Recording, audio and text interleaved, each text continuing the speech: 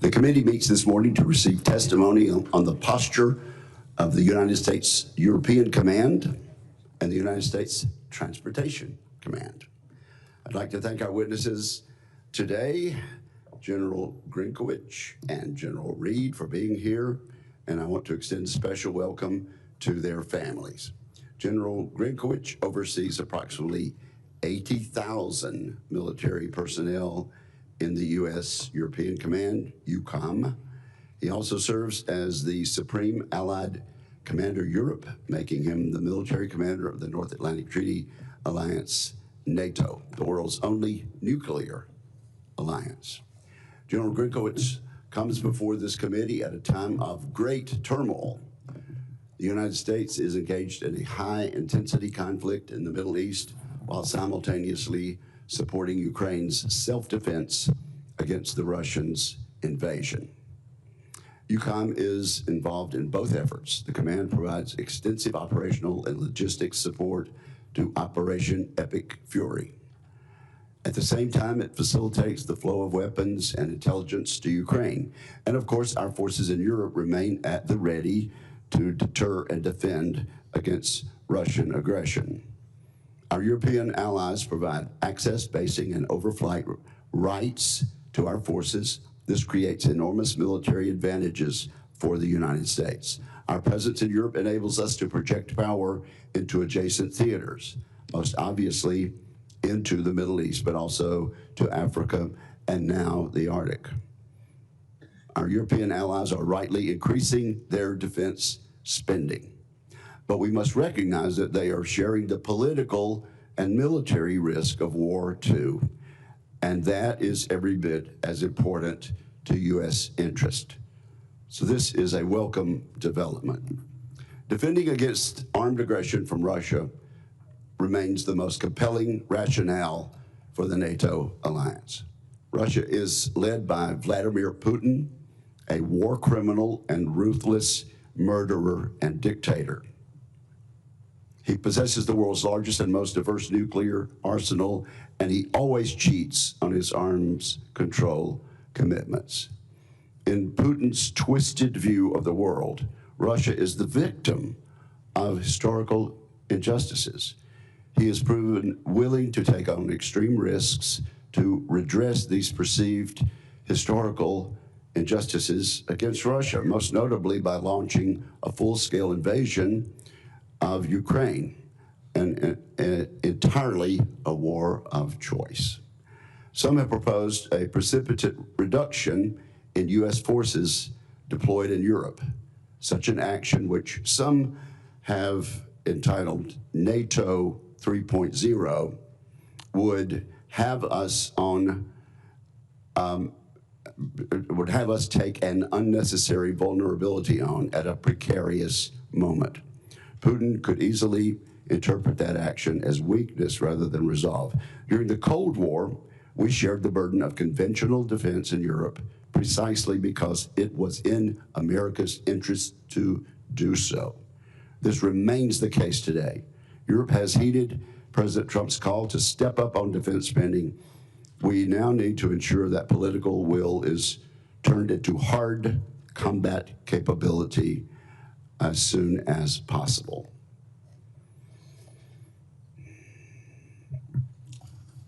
Mr. Putin has a predilection for war and aggression. That is a fact, and it led this committee to place a floor on the U.S. military's force posture in Europe, particularly the Army Ground Maneuver Forces. Mr. Putin's aggression has caused us to make that decision. We took that step in the National Defense Authorization Act that became law in December, a bipartisan achievement. The law reflects our collective judgment that now is not the time to accept unnecessary risks in Europe. The best way to reduce the need for defense in Europe is to degrade the threat posed by Russia's military. Ukraine is doing exactly that. Its success in defending against Russia reflects Ukraine's resolve and ability to innovate during wartime. We should support these efforts. We should immediately begin a crash program to take advantage of new production lines here in America, building new low-cost weapons to help the Ukrainians defend themselves.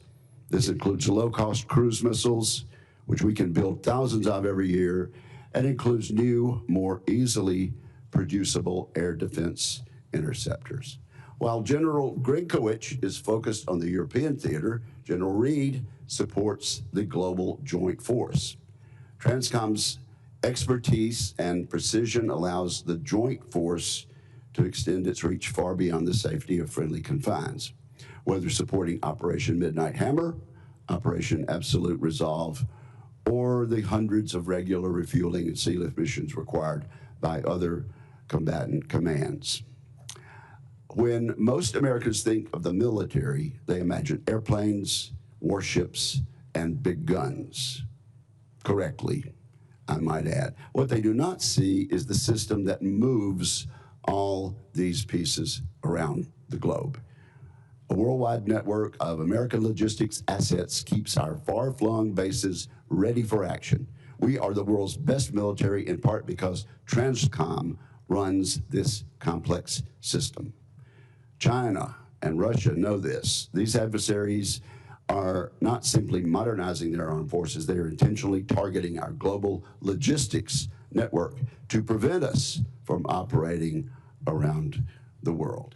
Congress recognizes this danger. The fiscal year 2026 National Defense Authorization Act, again, which was passed on a bipartisan basis and signed by the President of the United States last December, elevated contested logistics management to a senior leader responsibility.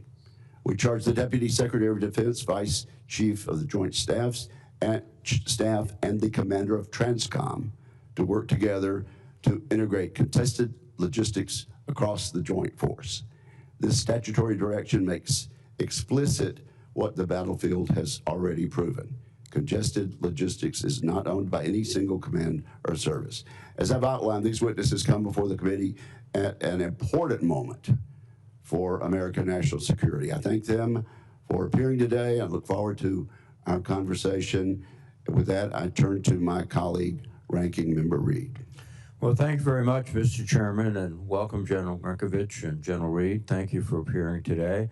Thank you for your service to the nation, and to those who you command, our warmest thanks and appreciation. Both European Command and Transportation Command are deeply engaged in supporting the ongoing conflict with Iran, from enabling combat operations to moving personnel, equipment, weapons, and medical support across continents. Eucom and Transcom are playing critical roles in sustaining the United States military effort. This conflict is a reminder that modern warfare requires the full integration of every element of American military power, from operational forces, logistical networks, allied basing access, and the strategic mobility that connects them all. General Grynkewich, the convergence of interest among potential adversaries like Russia, Iran, China, and North Korea is of great concern to this committee. There is a recent development that deserves scrutiny. Media outlets report last week that Russia has been providing Iran with the locations of U.S. military personnel and assets for targeting in the Middle East. I'm deeply concerned about this development, especially because the White House has sought to downplay it, and Secretary of Defense has said that he is, quote, not concerned. If this reporting is true, it must be addressed with resolute and vocal condemnation by America's leaders. Our service members deserve nothing less. For more than 3 years, Eucom has been the backbone of the international effort to support Ukraine in the war of survival against Russia. Eucom has enabled the Ukrainians to defeat the Russians and defend their sovereignty, while sending an unmistakable message to America's adversaries about the strength of the NATO alliance and the resolve of the United States and its partners. The operational picture today remains difficult. Neither side has been able to secure a decisive advantage on the battlefield, but Ukrainian forces continue to battle bravely, and the Ukrainian people remain steadfast in their resolve. At the same time, the broader strategic context in Europe is evolving. the Trump administration's new national defense strategy outlines a significant shift in how the United States views its role in the European AOR. The administration has argued for a significant reduction in American military engagement in Europe and for European allies to assume a much larger share of NATO's conventional defense responsibilities. Strengthening Europe's own defense capabilities is an important and necessary goal, which, it should be noted, our European partners are already making impressive strides. But any significant shifts in the capabilities or capacity of the United States will offer to the NATO alliance must be carefully assessed and closely coordinated with our allies. Anything less than close coordination could create unnecessary gaps and increase risk during a period of significant geopolitical tension. I worry that the administration is singularly focused on the speed of transition and not the strategic implications of getting it wrong. General Grynkewich, I would ask for your perspective on this. Is it your expectation that Europe could assume the majority of NATO's conventional defense burden by the end of this decade?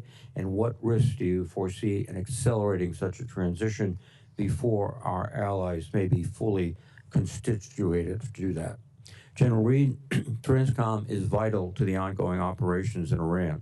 The success of any military campaign ultimately depends on the ability to move forces, equipment, and supplies across the globe at speed and scale. From strategic airlift and sea lift to aerial refueling and the movement of munitions between theaters, your command is the logistical network that allows the United States military to operate worldwide. I would appreciate an update on the demands these current operations are placing on Transcom and your assessment of the command's readiness to sustain them while maintaining the capacity to respond to crises in other theaters. Looking further ahead, one of the most important challenges facing the Department of Defense is the problem of contested logistics. For decades, American military operations have benefited from secure sea and air lines of communication. However, we have reached a point where potential adversaries will likely target the logistics network that underpin U.S. military power. These threats could include attacks against forward bases, aircraft, and ships that resupply those bases, cyber attacks on the information technology systems that manage deployments, and even kinetic strikes against ports and airfields in the United States and abroad. General Reed, these vulnerabilities raise difficult questions about the survivability and resilience of the logistics systems on which our military depends. I would like an update on your command's efforts to address the contested logistics problem. In particular, how are you working with the military services to ensure that future logistics platforms and operational concepts are better suited to operate in a contested environment? Gentlemen, thank you again for your leadership and for the service of the men and women under your command. I look forward to your testimonies. Thank you, Mr. Chairman. Thank you, Senator Reed, and I also thank you for giving them a preview of the questions you're going to ask. Who'd like to go first? General Grynkewich, would you like to go first? You are recognized for your opening statement. Chairman Wicker and Ranking Member Reed and distinguished members of the committee, it's an honor to be here today representing the men and women of European Command, and I'm also grateful to have Command Sergeant Major T.J. Holland, our Command Senior Enlisted Leader, joining me today. It is also a privilege to be here with my good friend, General Randall Reed. Throughout my career, I've seen firsthand the extraordinary capability U.S. Transportation Command delivers across our joint force. I'd like to begin by thanking this committee and Congress for your steadfast support to the warfighters and missions of U.S. European Command. The United States faces a complex and evolving global security environment. Growing cooperation between Russia, North Korea, Iran, and the People's Republic of China has increased military risk across multiple theaters and domains. In Europe, North Korean troops and materiel, Iranian drone technology, and Chinese economic support enable Moscow to sustain its war in Ukraine. I have been privileged to be part of the negotiations working to fulfill the President's goal of a lasting peace. But in the meantime, this brutal war continues, recently starting its 5th year as both sides trade human life for time and territory. And despite significant losses in Ukraine, Russia retains the capability and capacity to threaten U.S. interests with its large and increasingly diverse nuclear stockpile, asymmetric capabilities, and competent ground, air, and maritime forces. Given this environment, U.S. European Command is focused on 3 priority missions. The first of these is protecting the U.S. homeland.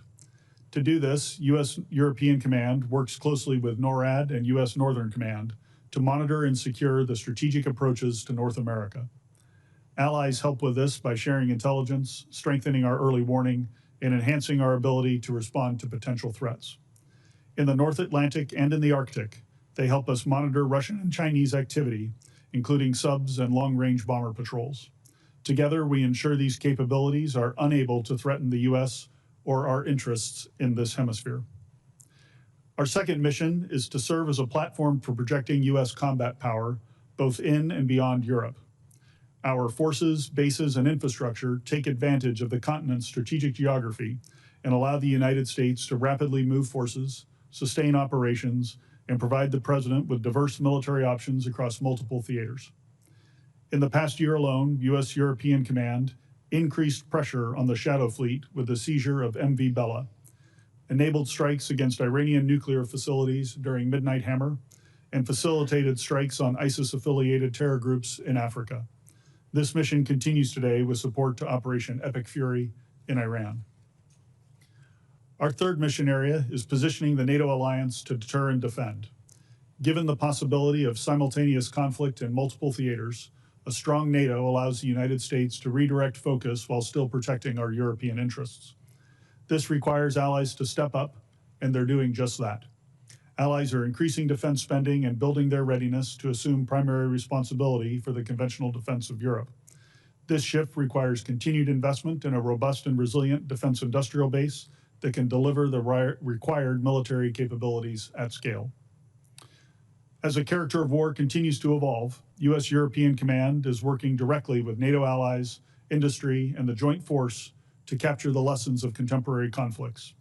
We're committed to ensuring NATO remains the most capable military alliance in history and to protecting our interests at home and abroad. Chairman Wicker and Ranking Member Reed and distinguished members of this committee, thank you for your unwavering support to our warfighters and our mission. It's an honor to appear before you today, and I look forward to your questions. Thank you very much, General. General Reed, you're recognized. Chairman Wicker, Ranking Member Reed, distinguished members of the committee. Today, I'm joined by my wonderful bride, Lynn, and our senior enlisted leader, Chief Master Sergeant Brian Kraselnik. Together, we represent the men, women, and families of United States Transportation Command. I am also privileged to serve and testify alongside my longtime friend, General Grynkewich. Thank you, Grinch, for your leadership. As the champions of global logistics, U.S. Transcom is a total force team of soldiers, sailors, airmen, Marines, Guardians, Coast Guardsmen, civilians, and merchant mariners. Your unwavering support of these experts and the missions they fulfill daily allows the warfighter to thrive. I must highlight our most unique experts, the Joint Enabling Capabilities Command. This subordinate command is your first responder in a global crisis, the Joint Forces 911. They rapidly deploy planners, communicators, and command and control specialists that activate a Joint Task Force headquarters and set the conditions for success. U.S. Transcom has 3 military service components. The Air Force's Air Mobility Command delivers rapid global airlift, air refueling, and aeromedical evacuation with speed and reach to provide immediate response. The Navy's Military Sealift Command delivers the mass of our combat power through the decisive strength of sealift sustainment. The Army Transportation Command is the critical link deploying the joint force from our forts to our strategic seaports, connecting the homeland to the global fight and operating critical ports worldwide. Completing the U.S. Transcom team is our fourth component, our commercial partners. Commercial airlines, trucking companies, rail operators, and ocean shipping companies move our service members and cargo anywhere, anytime. These industry leaders and partners offer expertise, capacity, and networks required for mission success. U.S. Transcom is the heart of a larger team, the Global Joint Deployment and Distribution Enterprise, or the JDDE. Together, the military, commercial industry, allies, and partners form a network with a single mission: to deliver power and presence at the time and place of our choosing. We know the strategic environment continues to transform. Our competitors train to contest our every move and turn logistics into a primary battle space. We acknowledge the challenge. This is precisely why we exist. U.S. Transcom specializes in winning the fight to get to the fight. Therefore, there should be no surprise that our priority remains keeping power projection as the joint forces' decisive strategic advantage. First, we champion the American warfighters starting here in our homeland. The journey to the fight begins not on the battlefield, but on the nation's highways, railways, and commercial seaports. Your interest in securing and modernizing this fort-to-port network is a direct investment in the ability to project power. The resilience of this civilian infrastructure, the bedrock of the domestic supply chain, allows Transcom forces to deploy and win. Second, your continued partnership helps forge the future of maritime dominance. By recapitalizing strategic sea lift, America will deliver overwhelming combat power to any shore for the next 50 years. We must continue this vital work and champion the mariners who form the backbone of our fleet and underwrite our national security. We support the maritime policies including Maritime Security Program, Tanker Security Program, Cable Security Program, the Jones Act, and cargo preference laws. Together, these programs secure U.S. flag vessels and the merchant mariners necessary to move sensitive defense material in emergency. Third, your support guarantees our air mobility fleet remains a dominant projection force, the ultimate display of American resolve. Through our global reach, we unleash the power of presence, reassuring allies, and deterring adversaries. Continued modernization and recapitalization secures this advantage for the next generation of warfighters. Finally, we are transforming all mobility operation platforms into a survivable, connected node within the warfighting network as tankers and cargo planes link to battle space awareness. They become the eyes and ears of our commanders as they drive toward mission success. Your support makes our forces more resilient. We are grateful for air fleet investments because connectivity creates survivability. Distinguished members, your leadership positions U.S. Transcom to overcome any challenge. Together, we send the message that America's logistic outreach is unmatched, our resolve is unbreakable, we are ready, united, and decisive, and that together we will always deliver. Thank you for the opportunity to represent U.S. Transcom and to answer your questions. Well, thank you both for your service. General G, I'm going to ask you to pronounce your name. Senator, it's Grynkewich. Okay, with a which. Okay, very good. Well, let me just ask you to answer a few questions briefly, and then I'll let you elaborate. Do you agree that the Russian military's lack of tactical skill has been exposed in the war in Ukraine? Senator,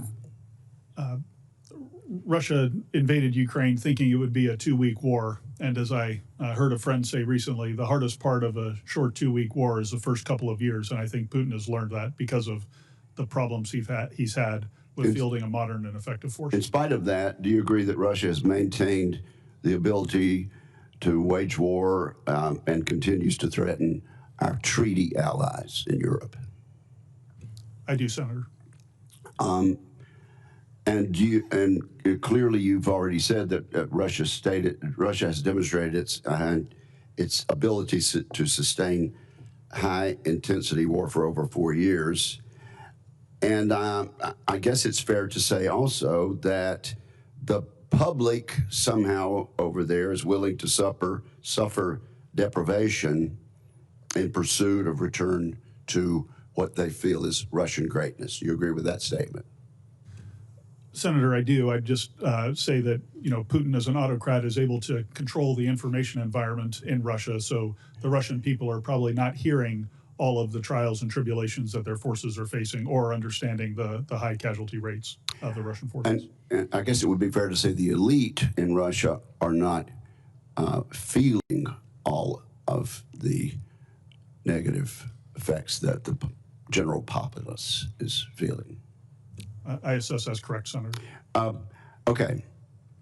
NATO Secretary General and the German Chancellor have both publicly stated that Russia once the war is over, will again pose a dire threat to Europe by the end of a decade. Do you agree with that? And I'll let you elaborate if you'd like. Senator, thank you. You know, in Ukraine today, Russia has well over 500,000 troops. And so should the war in Ukraine end, which we all hope it does, we will have to see the contours of the agreement and then monitor Russian behavior to see what their intentions are. But from a purely military perspective, when 500,000 battle-hardened Russian troops are repositioned to other areas, we'll have to pay attention to that as a potential military threat. And be cognizant of what it could pose to the alliance. Okay. We're delighted to see our European allies agree to the 5% and to do their fair share of their part of the burden sharing. How long do you think it's going to take for our European friends, once they've enacted this 5%, to build the capabilities and force structure needed to actually assume the lead role in the conventional defense of Europe? Yeah, Chairman, thank you. I agree with you that the agreement that made at the Hague summit to spend 5% of military spending is a tremendous accomplishment, and it shows how seriously the Europeans are taking their own security. Many nations are already on a pathway, with 5 or 6 nations this year already near or above 5% of GDP. The biggest risk for those countries is now turning that money into actual military capability in their inventory, and that does take an industrial base that can deliver on time. So I see that as the biggest risk to them being able to achieve this on a quick timeline. So, you know, from my perspective, I think we're looking at different capabilities will show up at different times. It will be a gradual slope that will increase in the pace of European rearmament as the defense industrial base gets healthy. So I think you'll see it start slowly, and then as the industrial base investments take off, they'll be able to rearm quickly. So I would say by the end of this decade, they will have made great progress toward that. They won't be all the way there, but certainly by 2035, they will be. Okay, so by 2030, they will have made great progress, but they won't be there. By 2035, if their commitment continues, they should be able to be in the leadership position on that. Yes, Senator, I believe that's correct. Thank you very much. Senator Reed. Oh, thank you very much, Mr. Chairman. Thank you, gentlemen. General Reed, you have been quoted as saying that we must start a new program to modernize our strategic airlift, the C-5 and the C-17. I know you can't disclose details of the forthcoming budget proposals, but are you confident that we'll begin that process of modernization this year? Senator, thank you for the question. Strategic airlift is one of the most critical capabilities that we provide. It's what we call the immediate force when our nation needs to respond right away. That's how we get the force quickly projected out of the country and to the point of need. The challenge here is that for the capabilities that we need in those aircraft, it takes a long lead time to design and actually deliver the aircraft. C-5s and C-17s are capable today. Thank you for the investment for the upkeep, but the time has passed now to start on the development of the next platform. In that platform, not only will it have to be able to do the things of the C-5 and the C-17 today, but we're also going to make sure that we have secure communications, that the platform will have the awareness of the space around it for the crews to be aware of what's going on around them.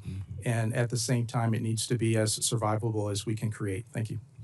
Thank you.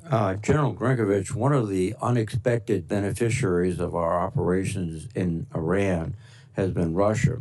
The price of gas has increased dramatically, which benefits their economy at a point where their economy was suffering after multiple years of warfare. We've in fact lifted sanctions on the delivery of their oil with India and other countries. We are now in a position where we must send missiles, particularly Patriot, to the Gulf area to replenish our supplies rather than to provide them to Ukrainians.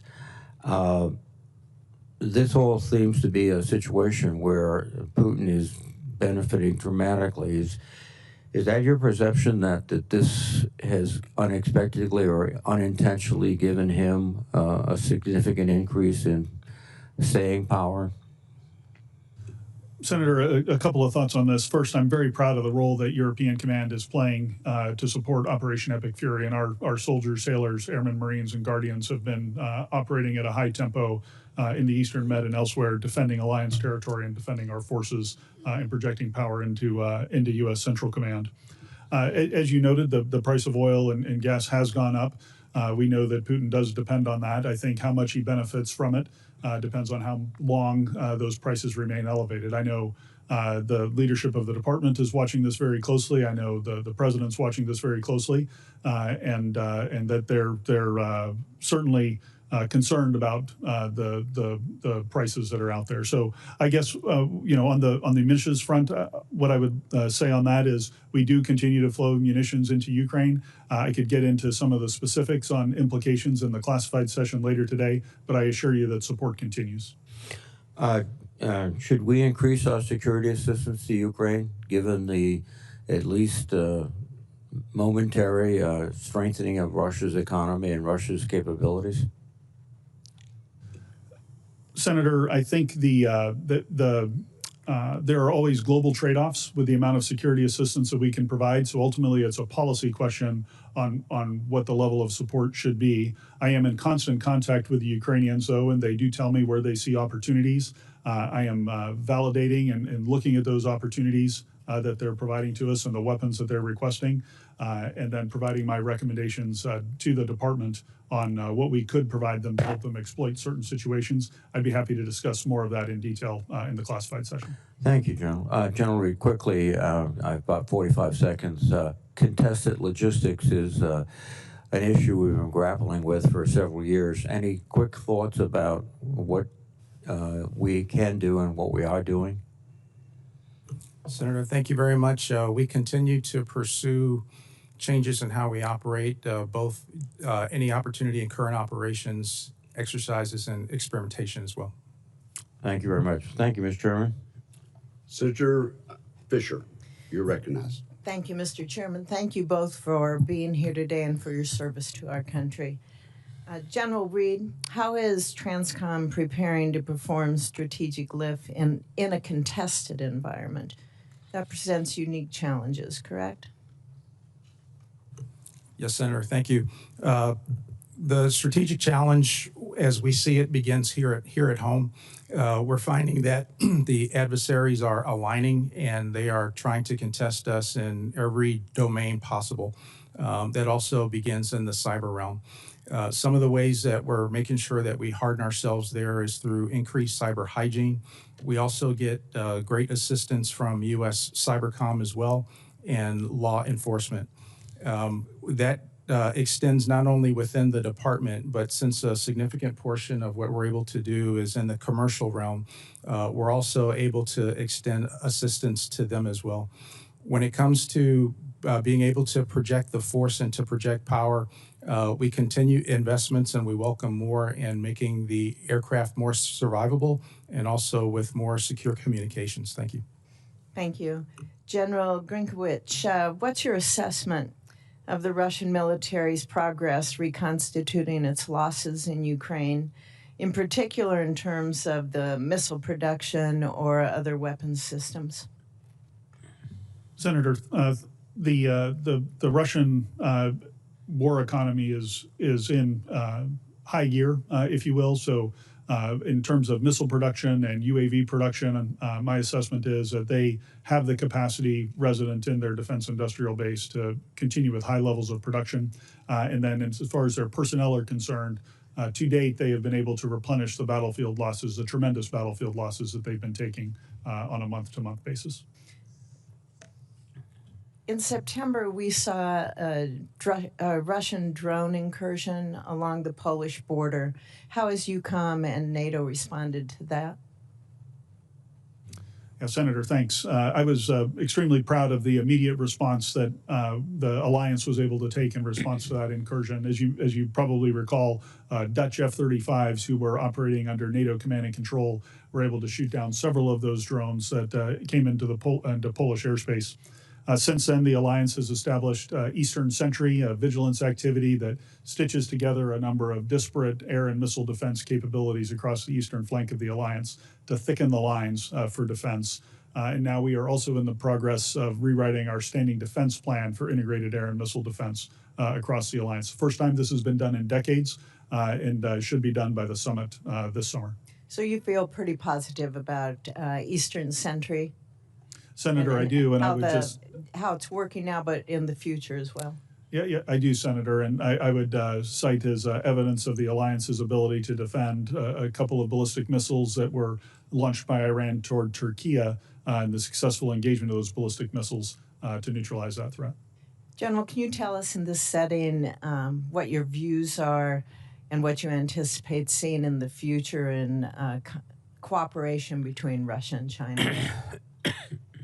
Yeah, Senator, I can talk a little bit about it here and, of course, elaborate in the classified session. But, what we see is two primary means of support that the Chinese provide to the Russians. One is assisting them with evading sanctions and thereby helping their economy.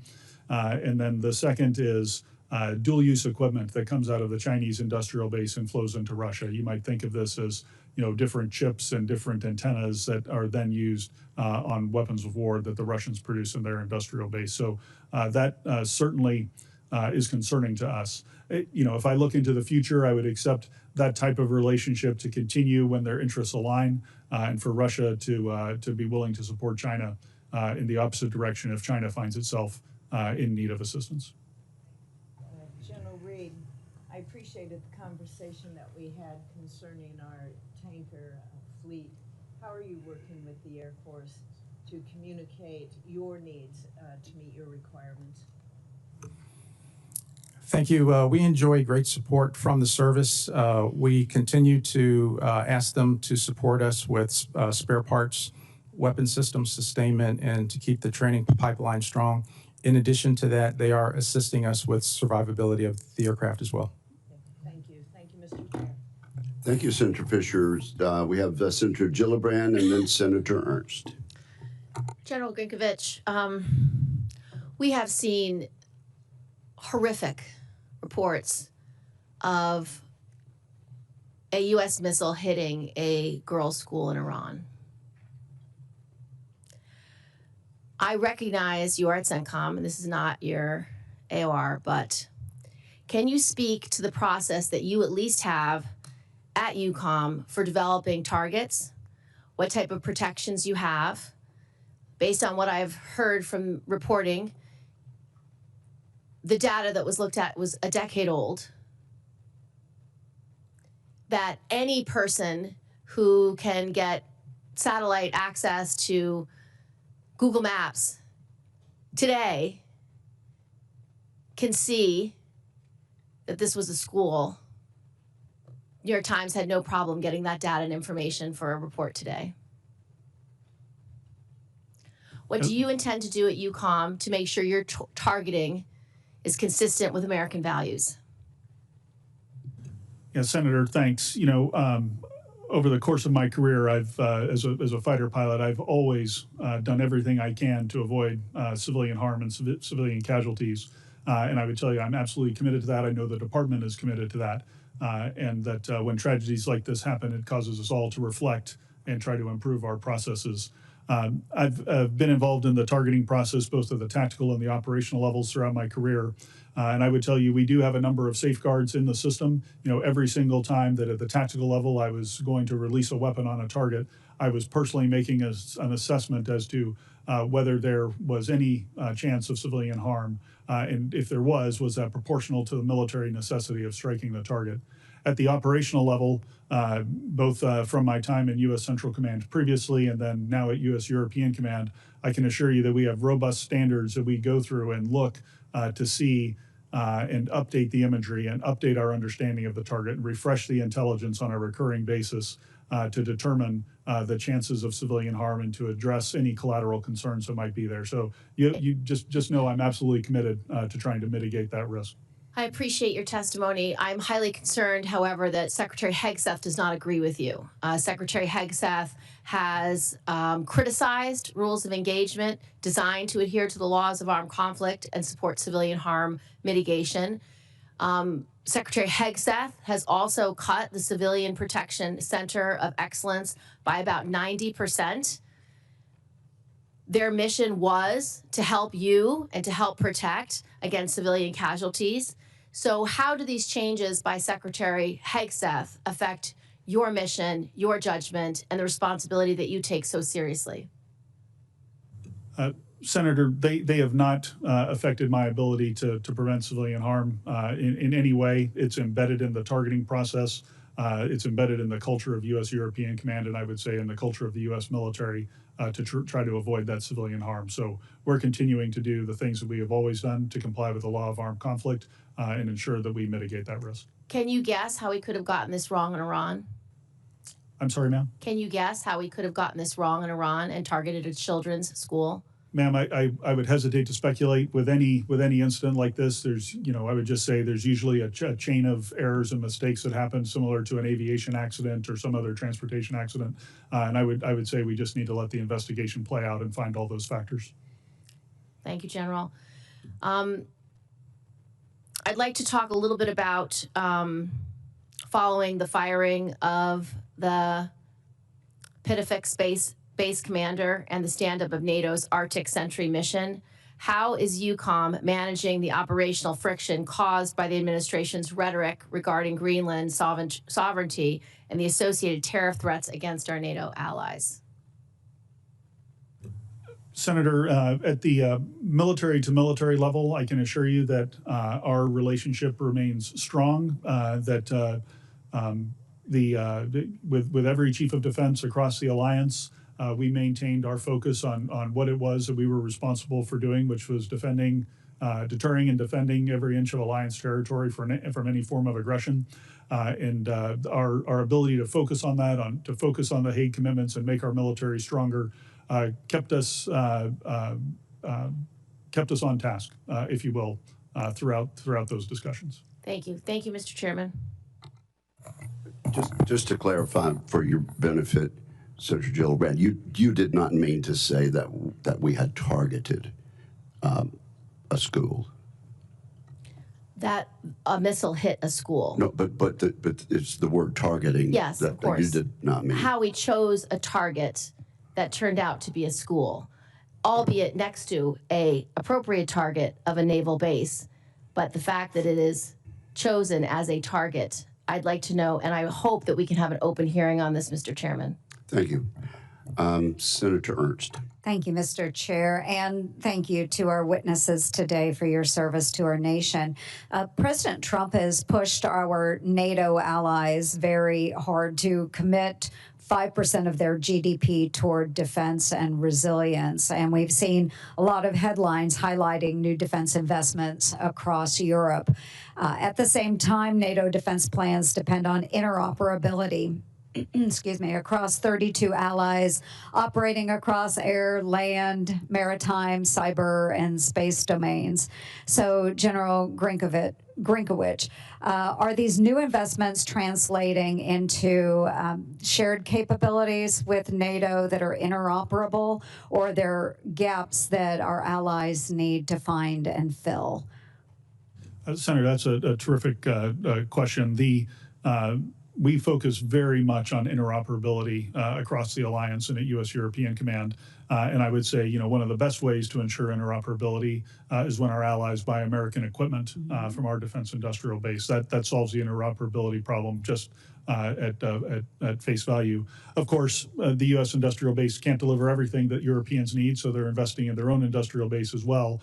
And to ensure that everything works together, we have NATO standards that both countries in the alliance and outside the alliance, including in the Indo-Pacific, adhere to in order to ensure that interoperability. But, they're especially new members of the alliance or folks who are newly certified to NATO standards. We do need to help them along and make sure that they understand that this gets to be very technical when you get into the beeps and squeaks, if you will, of making sure that things can work together. Yeah, I appreciate that very much. And the shout out as well about the defense industrial base. And I think this just lends credibility to all of our voices when we are saying that we need to invest in more here in the United States. I'm glad that our partners are stepping up and developing their own industrial base, but certainly we need a stronger one here in our own nation.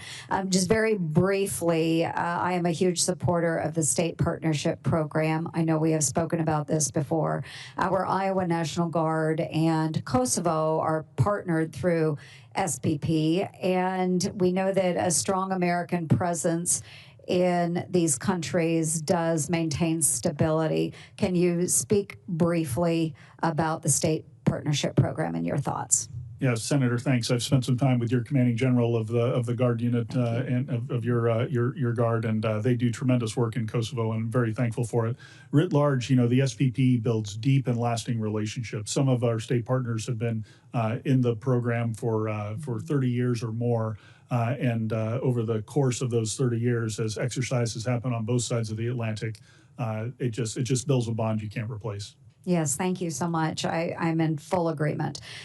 General Reed, we have automatic equipment identifiers, identification tags, that help rail providers track the location of our assets across our transportation system.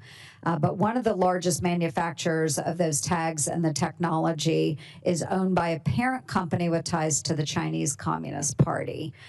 Currently, Transcom uses our rail system to move heavy assets like tanks from Fort Stewart or, you name it, or other armored vehicles throughout the U.S.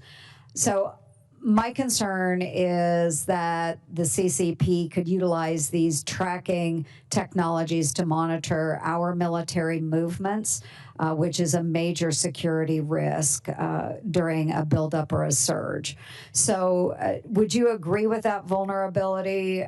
Do you think we are giving the Chinese access into a window of our military movements and engagements? And what can we do about that?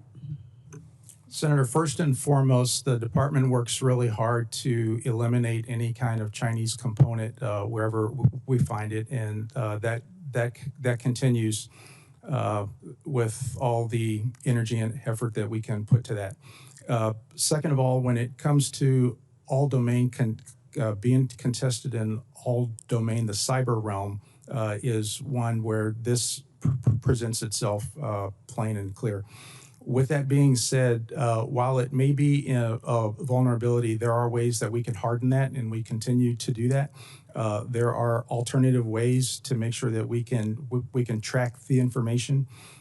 Increasingly, as we get stronger tools, we apply those tools. And one thing that's very, very important is as we continue to use the commercial realm, there are lots of other things that move in the commercial space. And that itself makes it very, very hard for folks to track our equipment.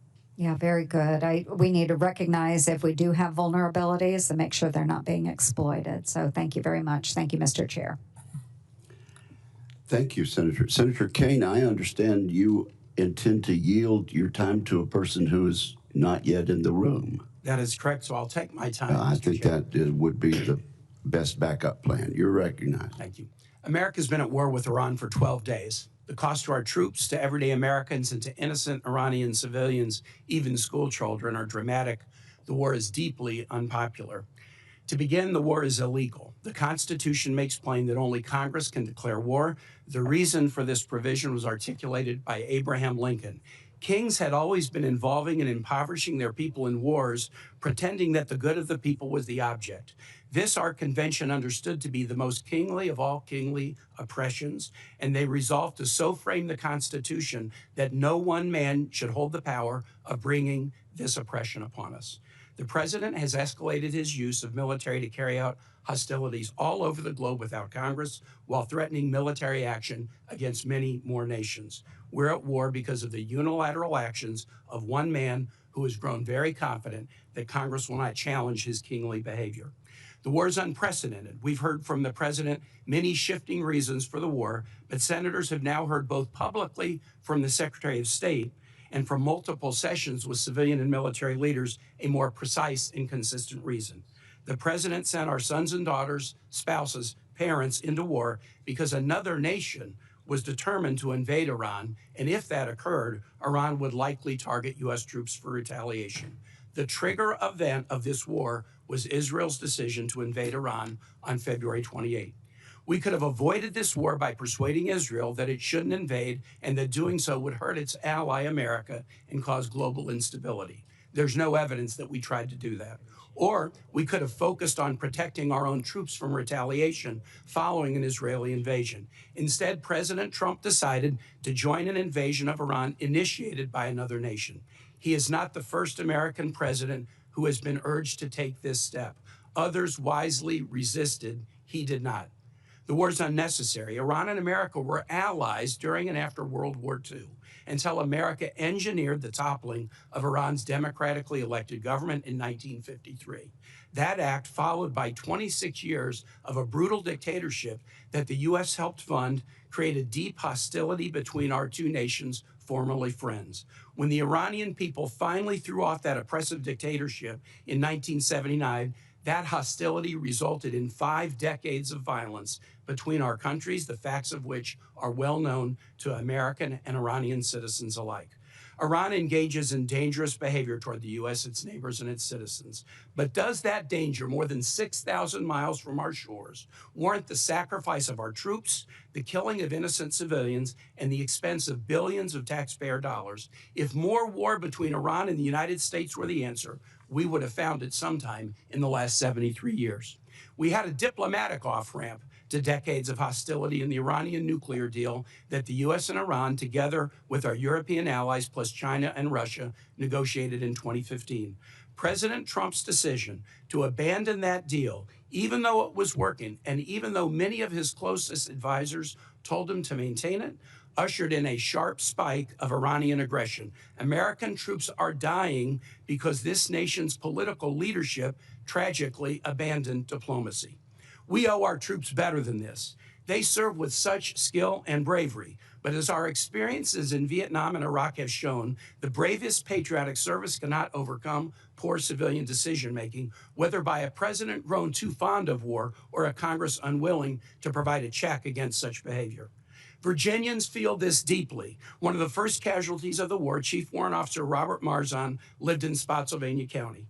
Hundreds of Virginians are now deployed with the Ford Carrier Strike Group. More have received orders that they'll deploy with the Bush Carrier Strike Group. Their families ask me, have we learned nothing from 25 years of war in the Middle East? More than 14,000 American troops and contractors dead, more than 65,000 injured, more than $8 trillion spent that could have gone to our education, our healthcare, or economic development. Have we learned nothing?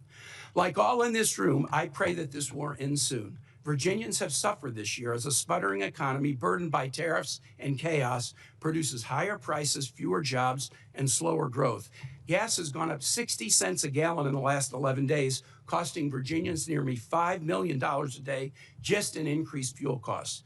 We need a president who will honor his promises to avoid foreign wars of choice and strengthen the economy here at home.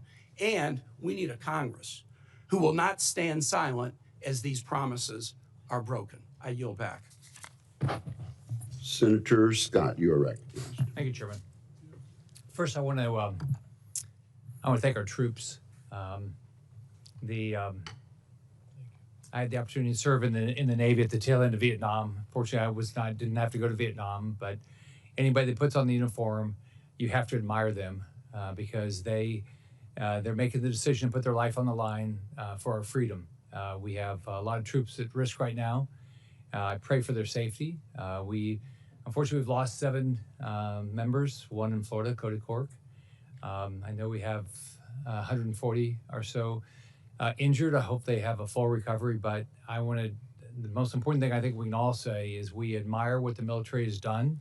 We respect what the military has done. We support what the military is doing, and we hope they all come back safely. And the goals of this conflict is that they don't have a nuclear weapon. The goals of this conflict, they don't have the ability to have ballistic missiles that are going to kill Americans like they've been doing for decades. So I don't think any of us ever want to go to war, but I think we all do respect our freedom and want to keep our freedom. So I want to thank all of our troops for what they're doing.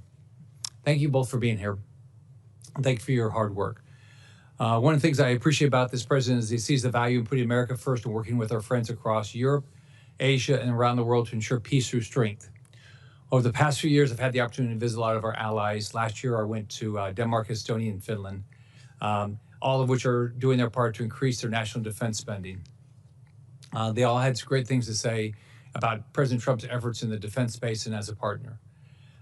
But a number of our allies have been frustrated with being told as a matter of policy that they can't buy U.S. weapons, and the White House and the Secretary I know have had to deal with that.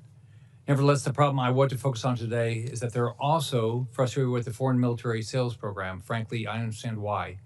They're facing a defense industry that too often fails to deliver ships and aircraft. I think you've talked about that a little bit. Our manufacturers are not getting things done on time or on budget, or people in the Department of War saying they can't have the weapons that they want. It's forcing them to turn to other countries because they need the weapons now. They're doing exactly what we've asked. They're stepping up their defense spending, but there's not enough American weapons to buy. They want our weapons because they know they're the best weapons in the world. They want to train with us. They don't want to buy other systems, and I know you're working on interoperability, but they want to buy American weapons. What's unfortunate is the President and Secretary have made clear why it's good for our allies to buy American-made ships, aircraft, and weapons. It creates good-paying jobs in America, allows our allies to fight their own fights and do it with the best weaponry in the world. And when I've gone over, I've said the most important thing is you got to defend yourself. We'll be a partner, but we're not going to be your first line of defense. So, in general, Grynkewich, is it good for our allies to buy American-made planes, ships, and weapons and to train with us? And how does this impact our relationship with our allies, and does it make all our military a better fighting force? Yes, Senator, I encourage our allies to buy American equipment as often as possible. We do make the best equipment in the world. It's the highest end kit in so many different areas, and it does enhance interoperability when they do so. Fortunately, there is action that's being taken here with the America First arms export strategy that the department is working on at the direction of the president, which will move several things out of the very frustrating FMS process that you described, rightly so. I've heard that from allies time and time again, and moving things into direct commercial sales, which will speed the pace at which they can acquire. And then I'd also say that the work that Secretary Feinberg, our deputy, is doing to supercharge the defense industrial base is going to have a big payoff here and help allies get equipment quicker than they would without those actions. General, when General Cavalli testified before Congress, he told us the current force posture was 5 brigade combat teams and 2 division headquarters. He said it was his advice to maintain that force posture. Is that the force posture the same today? Senator, we have one infantry brigade combat team returned home at the end of last year, so that's the only adjustment that's been made. Okay. Well, first of all, I just want to finish by thanking you for what you're doing. I pray all of our troops come home safely. Thank you. Thank you, Senator Scott. Senator Kelly. Thank you, Mr. Chairman. General Reed, everything happening in Iran and the Middle East right now highlights how critical the maritime domain is, not just for our ability to sustain military operations, but for the global economy. I want to drill into this a little bit with you. So first, on March 2nd, while docked at the port in Bahrain, the U.S. flagged tanker Stena Imperative was struck by projectiles that caused a fire on board. Are you familiar with this, General? I'm aware, Senator. Yeah. Thankfully, the crew is safe. One shipyard worker was killed. That vessel's part of MARAD's tanker security program. Is that correct? That's correct. And how many tankers are enrolled in that program? Sir, the program is fully subscribed at this point, and it's upwards of 60. Upwards of 60. Excuse me, if you're talking about the tanker security program. Yes. Yes, we currently have 10 that are funded. Okay, 10 that are funded. This ship, Stena Imperative, was one of those. It's now damaged. So obviously not a large fleet, 10 ships. So when even just one of these vessels is damaged or unavailable, it can have an outsized impact. Is that correct? That's correct. So in your opening statement, you highlighted the importance of the commercial maritime industry to Transcom's strategic sea lift capability during a crisis. And I agree with that. But what we're seeing in the Middle East also demonstrates that we need to do more to support the commercial industry we rely on. So let me ask a practical question here. So since Transcom relies on commercial vessels that require insurance, what happens when no one is willing to insure ships that are operating in a conflict zone? Senator, thanks to the emergency program of the Tanker Security Program, the value of that for U.S. Transportation Command is the fact that we have assured access to those ships. Those ships are committing to serve with us and to partner with us, and we have the ability to employ them in a maneuver scheme in conjunction with the theater commanders. Part of that also drives us to plan with the theaters to make sure that we have force protection with them as well, but to meet the need. We fully understand. Can you explain, General, can you explain the tender security program that you just mentioned? I mean, is this the reinsurance that the president mentioned the other day? Sir, the Tanker Security Program is our U.S. flagships. No. I thought you said something else. So my concern is with the insurance, right? Can these ships in the Tanker Security Program, the 10 ships, which really 9 are available right now, are they without the required insurance because they're in a conflict zone? How does that affect their ability to be used to our benefit? There is a provision for war risk insurance. That program, by and large, is run by the Maritime Administration within the Department of Transportation. U.S. Transcom works with them in conjunction. If that is required, there is a conversation and cooperation that exists between the two of us, and we can recommend the requirement for that, at which time the carriers have the opportunity to apply for the insurance. So do you see this as an issue today, that it's going to be challenging to get some of these ships underway through the Straits of Hormuz because of insurance issues, or do you think there's no problem? Senator, the challenge with transiting the Strait really depends on the conditions that exist and actually to make the safe transit. That will depend on the conditions at hand. That will be judged best by the theater commander, in this case, CENTCOM. But once the conditions are set, we'll sail. So no resistance by the ship owners in the Tanker Security Program to sail as soon as Transcom says it's okay? We hold conversations with the ship owners several times a week. There's an information exchange that exists. There's also a forum that we have called the Executive Working Group. In that, we advise them of the situation. We point out to them what's going on. They fully understand the risk, and they also give advice to us in terms of the best way ahead. If I could just have 30 more seconds, Mr. Chairman. So, you know, I think a lot of this highlights, we only have 10 ships in the Tanker Security Program. MSC has a limited number of vessels. Would you agree that our country needs a whole-of-government national maritime strategy so that our maritime transportation system is prepared for crises? When we look at a conflict going across the Pacific, in the Western Pacific, let's say, in the future, you know, with China, are we prepared with our current maritime industry to support a long-term conflict with a near-peer adversary? Senator, I'll tell you that if we were given the task to go today, we would all go. We would all take what we have and we would execute and support the combatant commander and their needs based on what they require. I will tell you that there is a lot of work to be done to strengthen the health of the fleet, to strengthen the health of the workforce. Part of the challenge of that is cargo.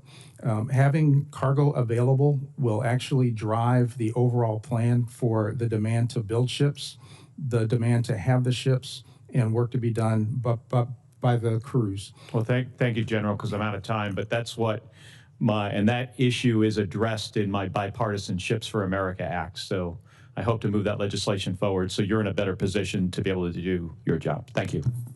General Reed, have you had a chance to look at the Ships for America Act? Senator, I have. Excuse me, Chairman, I have. You have?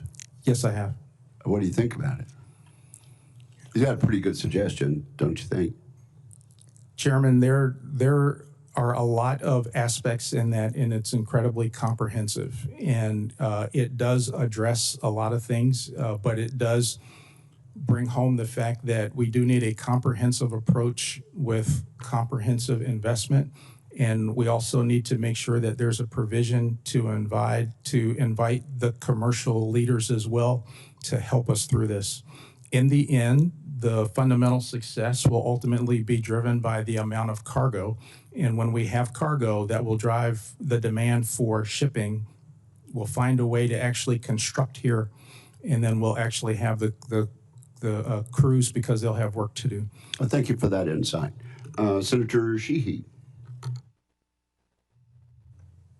Thank you, Mr. Chairman. And I would second what Senator Kelly was saying and some others that we need to be focusing not just on our exquisite platforms, but also the broader capacity of the logistics system that's going to support that frontline fight. And to that end, to General Reed, and I'm sorry you're getting all the inbounds here, but specifically I'd like to talk about our future airlift platforms. We spend a lot of time in these hearing rooms talking about the F-47 and the B-21 and the F-35 and the F-22, and of course those are all critical platforms, but at the end of the day, moving material into theater, especially as we evaluate a Westpac engagement with a peer adversary. I don't say near peer because I believe we're in a peer-to-peer situation now with China. Physically moving people, bullets, bombs, food, clothes, physically moving millions of tons of gear halfway around the world quickly, especially in an area where we're fighting in someone else's backyard and we're having to project that material around the world to tiny islands that we may or not be in control of. Our C5s are, I've heard in some cases, 40% dispatch reliability. They're half century old, if not more.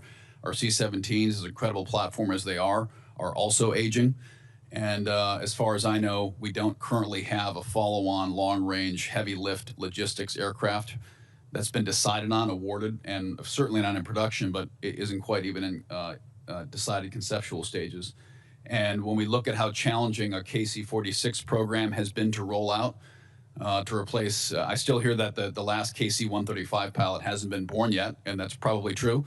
And the KC-46 rollout has been very problematic. So I think we need to have a very serious focused effort. This committee does, but also at the general officer level of focusing on bringing that next generation heavy airlift platform into reality. And whether that's restarting the C-17 with some great upgrades, or whether that's reimagining a new platform, whatever we do, we got to do it quick. So I'd like your thoughts on that, please. And I understand you're not the procurement command for this. I realize you're the customer of this platform, but I think part of the defense acquisition paradigm we're trying to change at this committee is making sure the customer is closer to the actual specification process for the platforms, because we've given the power to the PEOs and the contract officers, and the most powerful voice in any acquisition process should be the actual end user customer. So you and your captains and majors flying these planes and driving these ships should be the ones driving the requirements, not bureaucrats somewhere else. So if you could talk to us about next gen airlift and where you think it needs to go, I'd appreciate that. Thank you. Our primary job at Transcom is to set the conditions to move within the headquarters. Excuse me.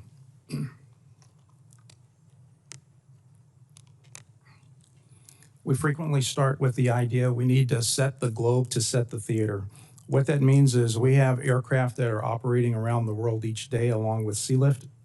But when a crisis arises, there's the need to make the shift. Once we do that, every aircraft that we have available that already originates in the region, we employ them directly. All the aircraft that we have here in the United States we generate that, and then we build the network to connect the two.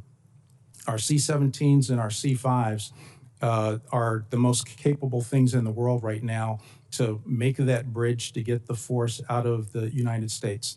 That's incredibly key because greater than 85% of the joint force still resides here. And so when they're needed abroad, those are the aircraft that we use to start that move. The challenge that we have predominantly with our competitor is that they are actively developing weapon systems to threaten our aircraft. And so not only do we need new aircraft to get us into the future, we also need the aircraft that are more survivable. So in dealing with the Air Force, we are working with them on the requirements to meet that, but also to track the development of the threats as they emerge from our competitors. One, I'd also encourage us to explore all alternatives, expanding and having a wider guarantee for our contract-operated cargo carriers. Not best for contested environments, but at least they can get tonnage forward. And then exploring things like amphibious aircraft or even submarines that can provide logistical support. Subs have typically been reserved for exquisite tactical missions, as they should. But when we're going to be operating in a Westpac, first, second island chain contested environment, literally moving logistics under the water where we still have dominance. So thanks for your time today. I yield back, sir. Thank you, Senator Sheehy. We have Senator King and then Senator Hirono. Thank you, Mr. Chairman. There's been a lot of confusion about the war and the effects, the causes, why we did it, why we didn't, what our strategy is. But one thing has emerged just in the last few days. There is a clear winner in this war. The clear winner is Vladimir Putin in Russia. Estimates released a few hours ago are that Russia has reaped $6 billion of benefit from this war since it began just 2 weeks ago. That's about $400 million a day from the increase in oil prices and the easing of sanctions, which is somewhat puzzling to me. So I just think the record should show that the real winner so far is Vladimir Putin to the tune of $6 billion in 2 weeks. General Reed, can you give me a percentage, if we had a serious need for transport, what percentage of the transport on the sea and in the air would be commercial carriers who are under contract to Transcom? Senator, day to day in competition, about 40% of what we fly around the skies is commercial. When we transition to crisis or conflict, we make a conscious decision on where we actually employ the commercial aircraft. Even as we're supporting operations in CENTCOM today, the commercial airlines are supporting us in high volume in places outside the theater. So in a conflict situation, that 40% would go up, I presume. If it's required, yes. In the case of Sea Lift, once the Ready Reserve Force makes the initial surge, commercial really plays in for sustainment, and greater than 90% of all the sustainment is done by the commercial fleet. Okay, that's what worries me. You have controlled and I'm sure pay great attention to cyber possibilities. But we're talking about hundreds, if not thousands, of commercial carriers who may or may not be as secure in terms of cyber as you are. My question is, what steps do we take to ensure that this, you said 90% on the ships, 40, 50, 60% in the air are commercial carriers, to ensure that they are protected from a cyber attack? Because if we're in a serious conflict with a significant adversary, the first thing that's going to happen is a major cyber attack to attempt to blind us and disable our transportation system. Do you red team, for example, the commercial carriers to determine the extent of their cyber vulnerability? Senator, we do, and there's a lot of cooperation in that realm. We operate mainly through two different channels. So within the Department of War, when we organize and plan, that is done on secure systems, and we have a lot of help to make sure that we can protect ourselves. I understand that. What I'm worried about is Delta Airlines security if they're called upon to be transporting troops and the extent to which they can be penetrated, their systems, not yours, but theirs. Yes, Senator. Once that planning is complete, we do have some secure channels with the commercial transportation providers. And also we red team and we cooperate and provide help with them for cyber hygiene. Among some of the sources are Cybercom, National Security Agency, as well as the Department of War Cyber Crime Center. I would urge you to step up those efforts because this is where the first wave of the attack is going to come. General Grynkewich, to what extent are the Russians, and there's been some discussion about this, probing in Eastern Europe and doing asymmetric warfare in the Baltics, for example, in Poland, disinformation, cyber attacks, even drone incursions?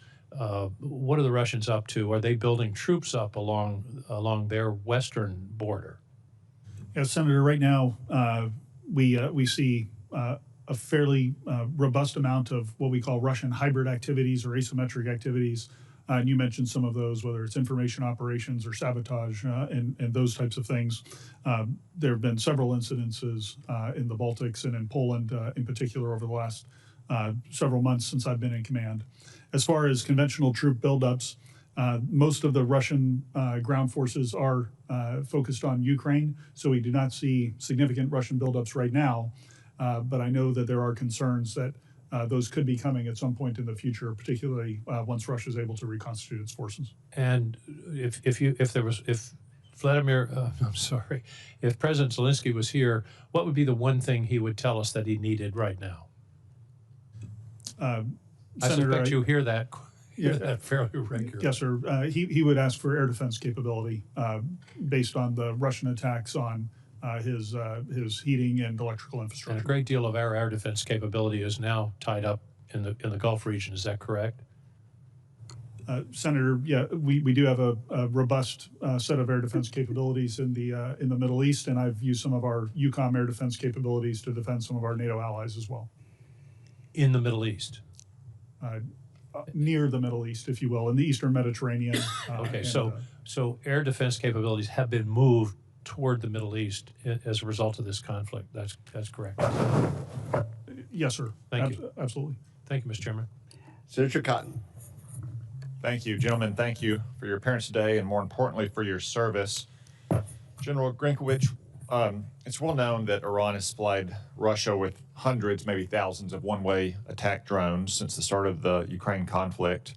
I assume you agree that passing on the counter-drone warfare lessons that Ukraine and Eucom has learned from that fight to the forces in the Middle East today and also to the Pacific is a top priority, right? Absolutely, Senator, and we are doing that and deploying capabilities into the Middle East for those purposes. Could you use some additional funds to ensure that we have all the right people and processes to capture all those lessons and implement them? Senator, more funds for things like that is always welcome. I agree, and I look forward to working with the committee to consider the funding for the NDAA or a potential supplemental down the road. I know that the experience that Ukraine has had and that Eucom's had in that fight has saved lives in the Middle East today. General, can you tell us a little bit about what's going on the southern flank of Eucom in Cyprus right now? Yeah, Senator, down in the, we have a fair amount of activity in the Eastern Mediterranean. Our destroyers are out in the Eastern Mediterranean defending our allies and defending our U.S. forces in that region. Several capabilities are on the island of Cyprus. I could go into some of the details of what those are in the classified session, but we are very much watching that. There have been a few one-way attack drones that we've assessed have come from somewhere, likely from Lebanon, towards Cyprus, and so we are focused on defending that piece of terrain. Okay, thank you. You're no fighter pilot, right? Yes, sir. 16s and 22s? Yes, sir. Well, I think that the men and women we have in uniform are the best fighting force in the world. I know you agree, and that our Air Force and Navy right now are on the forefront of the current campaign, Operation Epic Fury. So I have just a few questions about what they may be seeing based on your tactical experience. How complex of an operation is it for our fighters to conduct a campaign the size of Operation Epic Fury? Senator, based on my experience looking at campaigns like this in the past, it is incredibly complex, and the sequencing of events and the technical acumen that's required at the operational and tactical level is quite high. It's my understanding from the briefings that the Secretary and the Chairman have given is that our combined force, and the CENTCOM commander, I should say, that the combined forces dropped no less than 5,000 bombs on key enemy targets. How impressive is it for our bombers to execute a mission of that size with such precision? Senator, that's a very powerful demonstration of American strength, and to orchestrate that size of a campaign, I think Admiral Cooper deserves great praise for how he's been able to manage that at the operational level. Yeah, General Kane has said that ballistic missile attacks continue to trend downward 90% from where they've started, and one-way attack drones have decreased 83% since the beginning of the operation, a testament to our air defenders and our air defense system. Based on your experience flying those fighters, I would assume that you would agree with him that Operation Epic Fury is a real testament to those young men and women we have on the front lines operating those systems and flying those aircraft.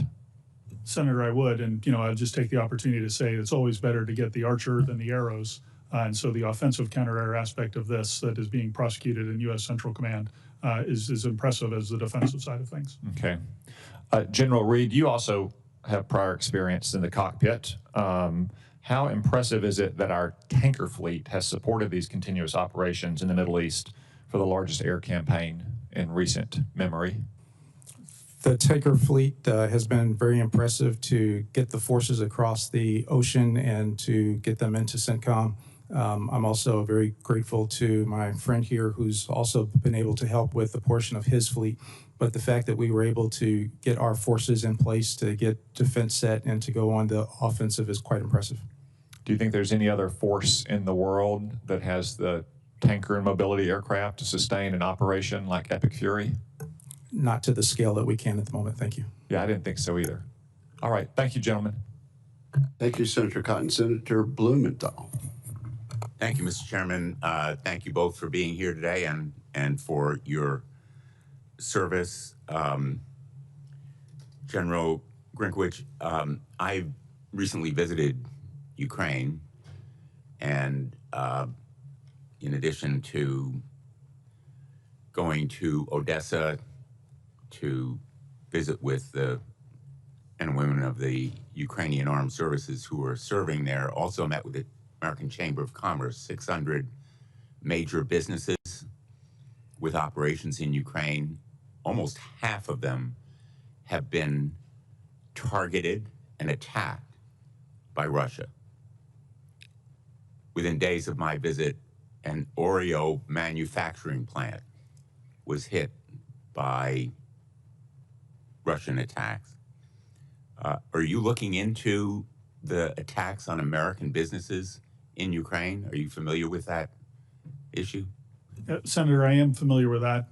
This is mostly managed through the U.S. Embassy in Kyiv, who takes those reports and sends them back through State Department channels. But our defense attaché office is also aware of them and reports them to me. Are you taking action to protect those businesses? Sir, we are not taking any direct action, but I would tell you that all the support that the department and the United States provides to Ukraine is certainly going to have a benefit for those businesses as the Ukrainians fight back against the Russian assaults. Isn't an attack on those businesses, in effect, an attack on American interests? Sir, attack on American property, is it not? Certainly it is, Senator. I think it's a complex issue, and from a policy perspective, the approach that we've taken is to try to help the Ukrainians to defend things that are within their country as best as possible, and so that's where we're focused in Eucom. Wouldn't you recommend that we take a more aggressive posture vis-a-vis Russia when it's attacking our businesses purposefully? These are not mistakes. Close to 300 American businesses have been damaged significantly as a result of these attacks targeting them by Russia. Yeah, Senator, it's certainly a tragedy that Russia targeting is indiscriminate. It's indiscriminate against American businesses. It's indiscriminate against other targets across Ukraine. You know, as we think about how do we best enable the Ukrainians to fight back against the Russians, all of this goes into our calculus. I respectfully disagree with your use of the word indiscriminate. It is very discriminating. They are purposely targeting hospitals. I saw a hospital specifically destroyed in large part. They are targeting electric generation facilities, which I also saw, and they are targeting American businesses, discriminating in a very purposeful way. Let me move on. I'll give you a little extra time. Do you agree with that, General Grynkewich? He's pretty much correct. Yeah, Senator, I do agree. So when I use the word indiscriminate, I'm applying to the moral lens, perhaps, that they're looking at this through, and that they aren't discriminating in the way that we would under the law of armed conflict as to what the targets are. Yeah, I think you and the Senator actually agree on that. You can resume your time, Senator. Thank you, Mr. Chairman, and I think your questions were helpful, and I appreciate the distinction that you're drawing, General. Eucom is the global integrator for all defense matters relating to Russia, so I'm presuming you know about Russia's role in the war with Ukraine. I know you've been asked a bit about it so far. I am assuming the public reports are correct and that Russia is aiding Ukraine. Can you tell us more about requests from aiding Iran? Can you tell us more about the requests from Iran to Russia for assistance and how Russia has responded? Senator, I'm certainly aware of all the public reporting on this. I can go into specifics on your question in the classified session, but I would just echo what Secretary Hegseth has said recently, that if Russia is doing this, they would be wise to reconsider providing any assistance to the Iranians during Epic Fury. You believe that we should respond aggressively to that kind of assistance that's putting our men and women in greater harm's way? Senator, anytime anyone puts American service members in harm's way in any manner whatsoever, I believe we should respond robustly. Why haven't we done it? Senator, I am confident that we are responding robustly to anyone who is assisting the Iranians with targeting U.S. forces. Perhaps you can tell us more in a classified setting?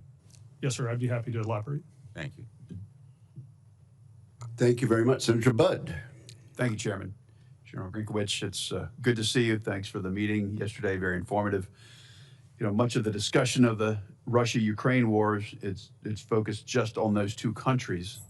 But I want to talk about other nations that are assisting the Russians, if you will.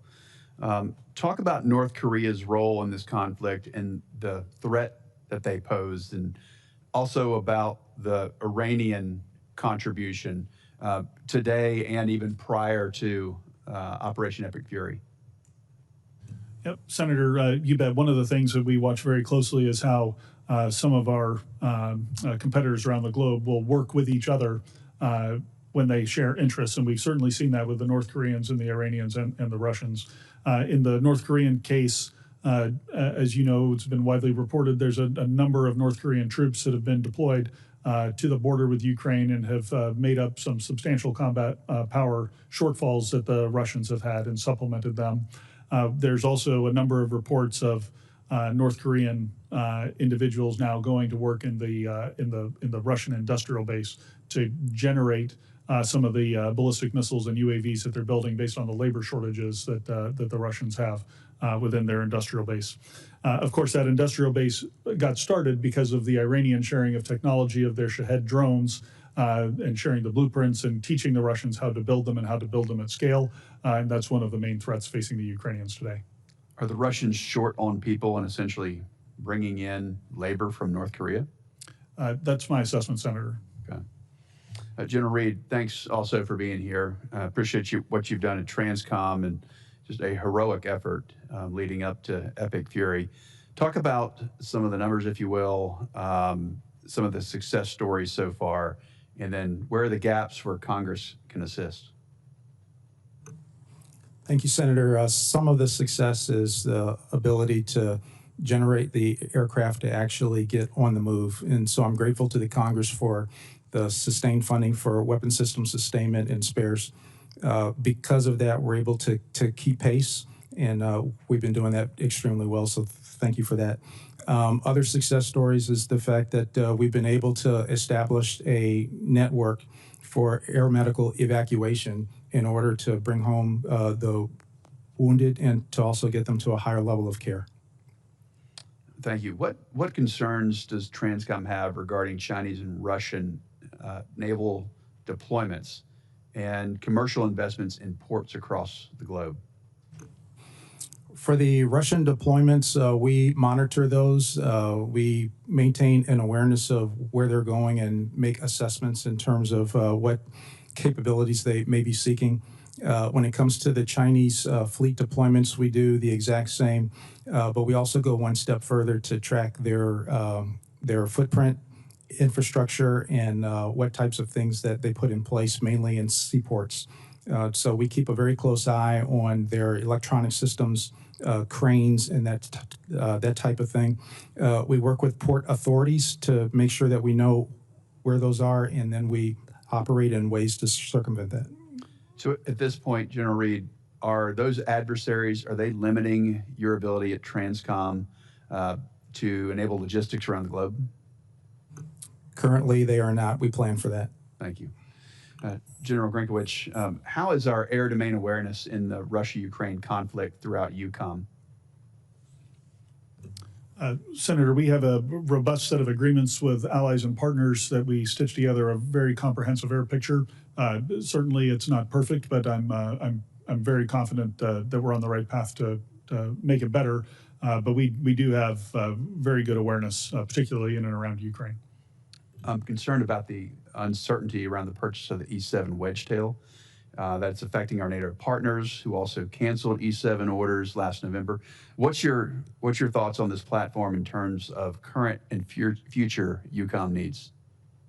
Yes, Senator, I've seen the capabilities of the E-7 in action in previous jobs, particularly for low radar cross-section platforms, things like the UASs. It's an incredibly capable platform for detecting those. They had canceled orders, though. Any concern there?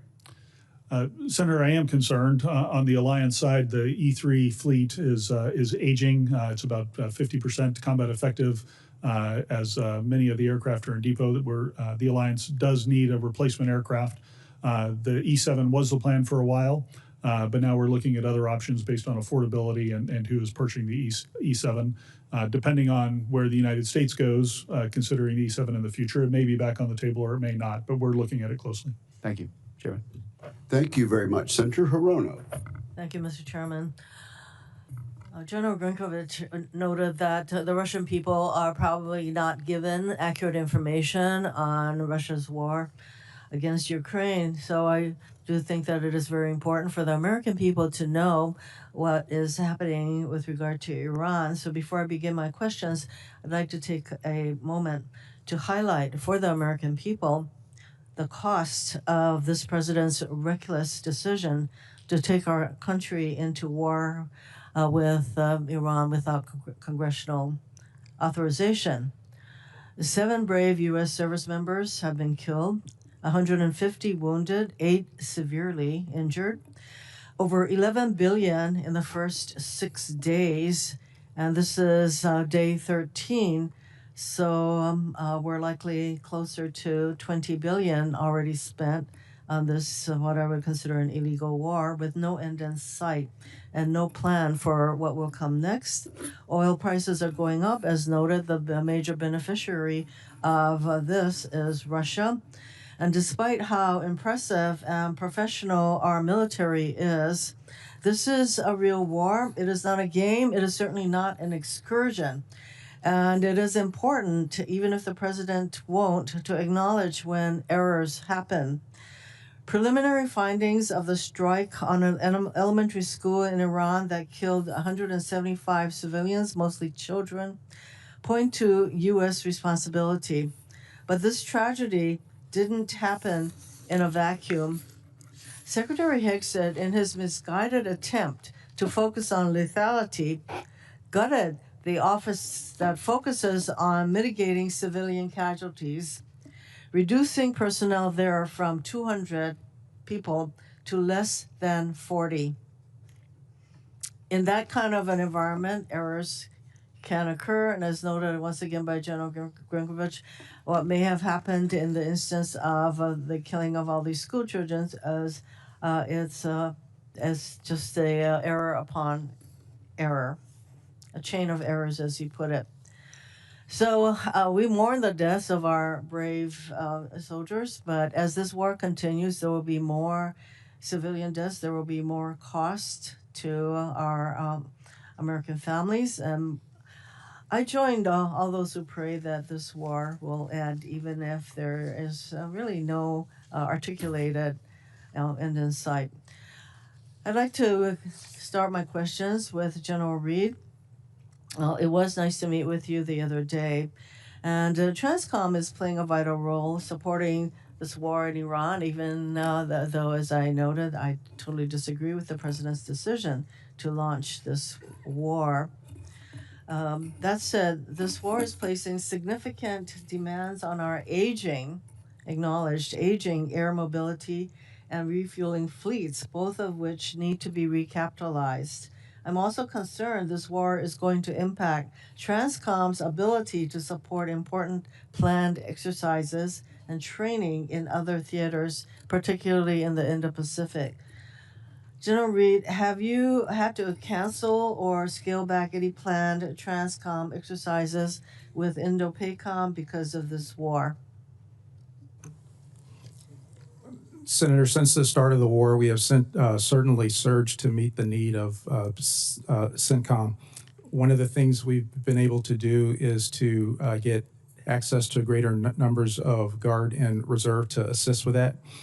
In addition, access to Guard and Reserve also helps to preserve our ability to support other combatant commanders as well, to include exercises in the Pacific. And in addition to that, we also work with the Joint Staff to make sure that as the needs arise, that we can meet the needs as best we can while we support the warfight. So you're telling me that as this war against Iran continues, that you are needing to make adjustments with regard to any needs, particularly in Indo-PACOM, because we have a lot of exercises that are really important with our allies in that part of the world. So you are having to make adjustments. Will you commit to informing this committee if Transcom is unable to fully support upcoming exercise in Indo-PACOM or other combatant commands? Yes, Senator. For General Grynkewich, one of the United States' greatest asymmetric, I'm running out of time. Mr. Chairman, may I finish my question? Yes, ma'am. I did want to get your sense that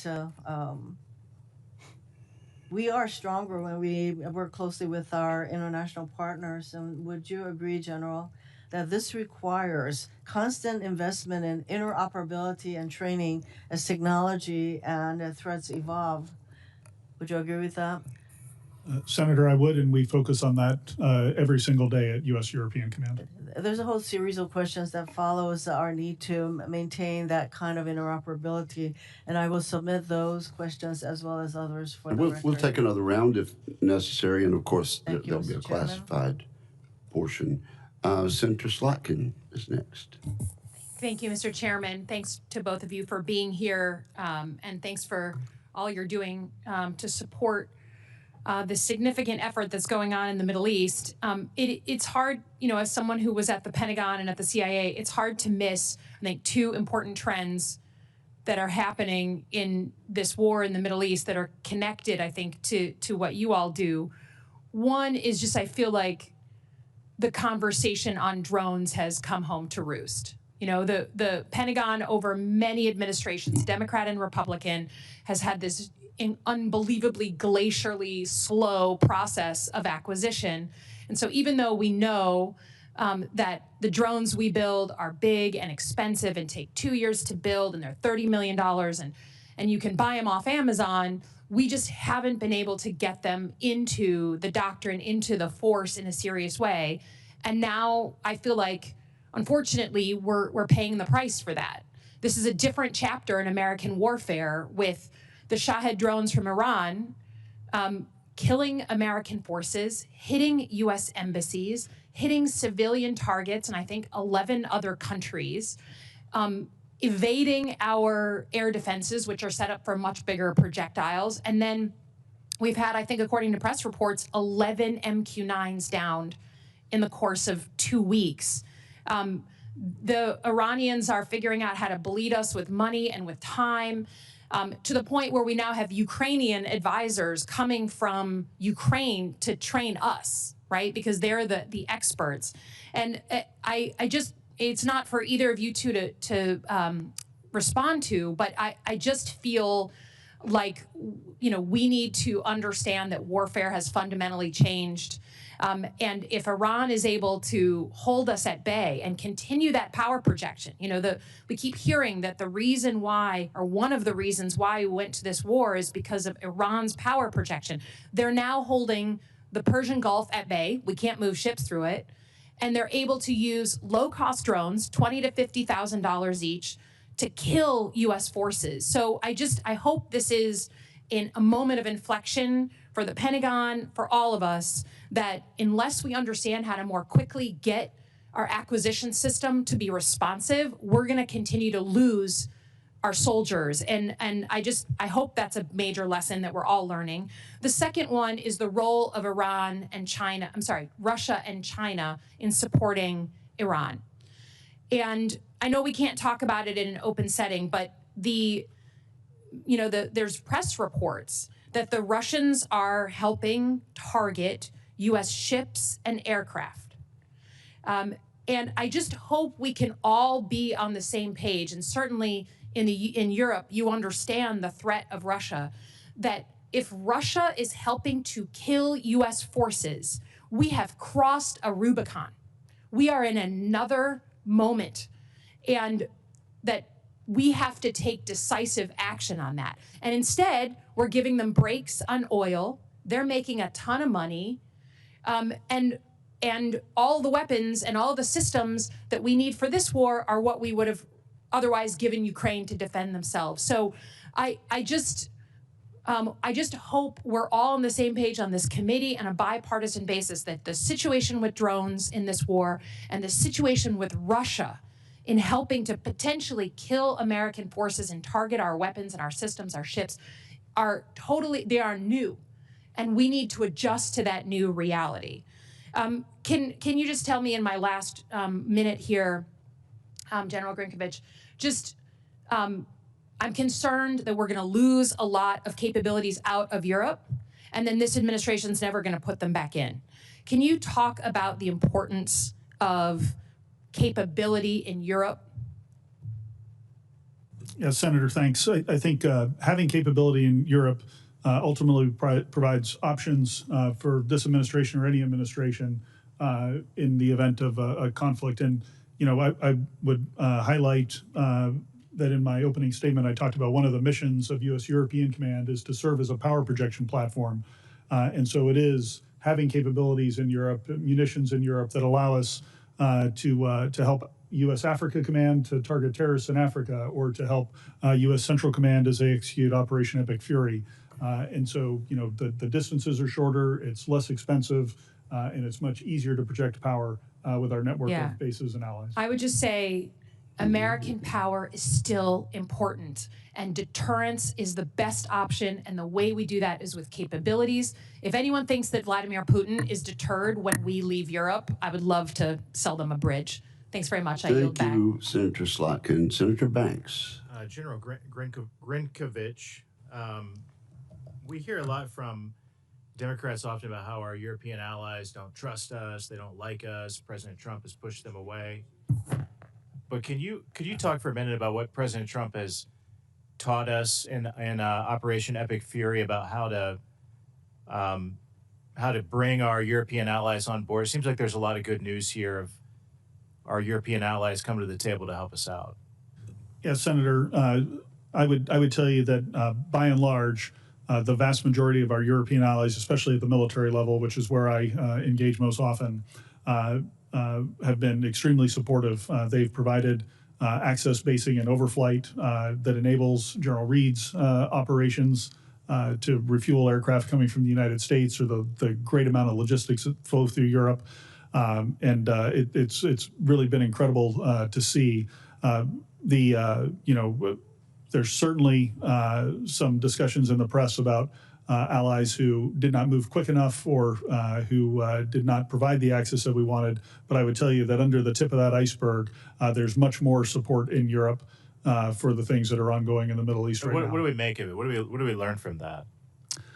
Sir, I think that the relationships we have with our European allies matter. I think they admire what the U.S. military is able to do. I think many nations, of course, recognize, as several senators have mentioned, the threat that Iran has played over the years. You know, I reflect on my time in Iraq during the Defeat ISIS operations in 2019 to 2020.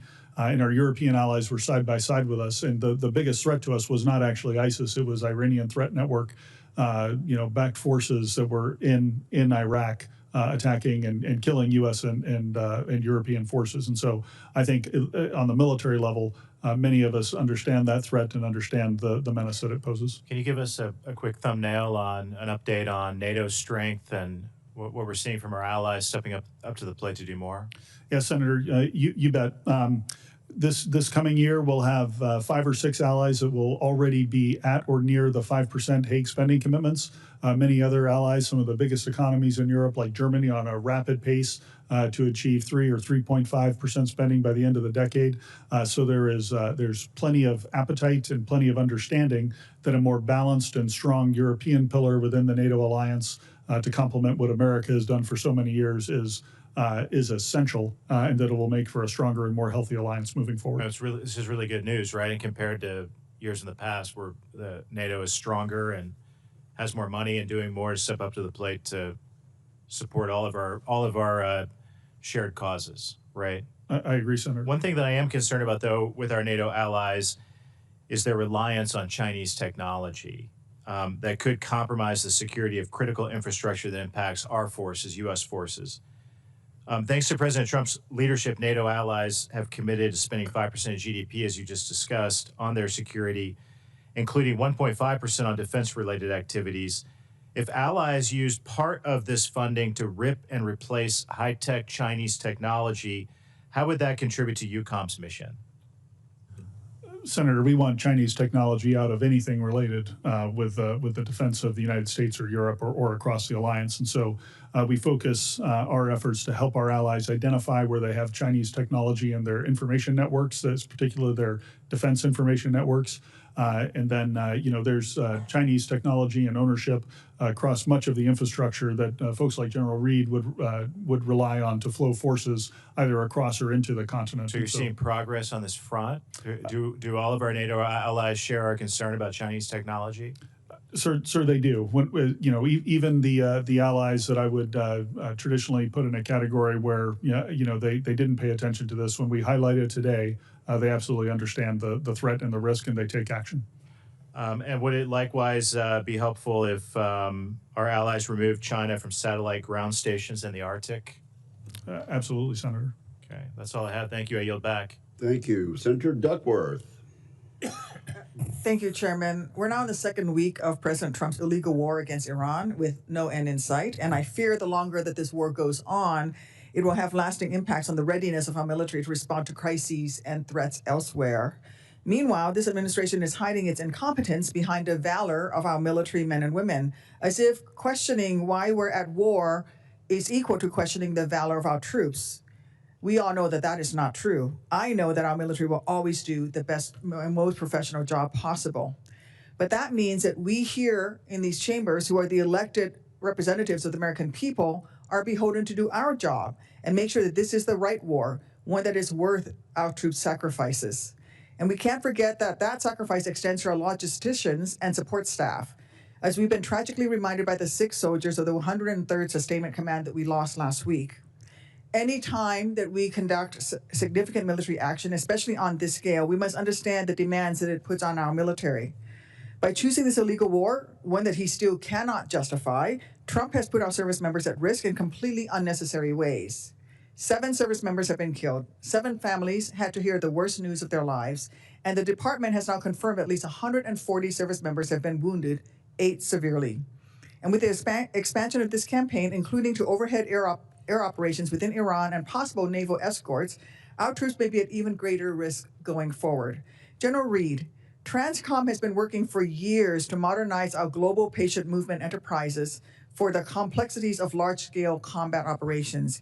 Can you explain the challenges that our medical evacuation system faces in transporting critical care patients when airspaces and maritime routes are contested, as we're seeing currently happening in the Middle East?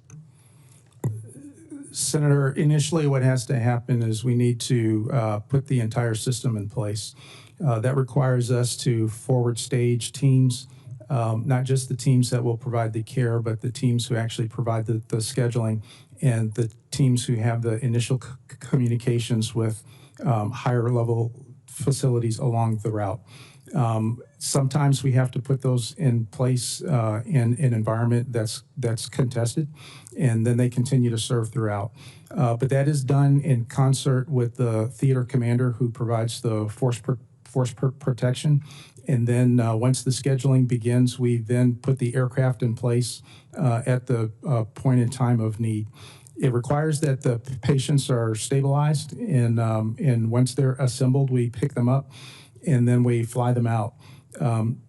We also depend on force protection to clear the airspace so that the aircraft can get to the next station. And then also important for us is the permission to overfly so that we can have the shortest and the fastest routes. So to summarize, it's incredibly complex. We need to make investments in the system. And there's a lot more work to be done, but you're doing the absolute heroic best with what you have. Our wounded service members and logistics professionals now face the realities of medical evacuation in an airspace, as you've mentioned, contested by missiles and drones from the enemy.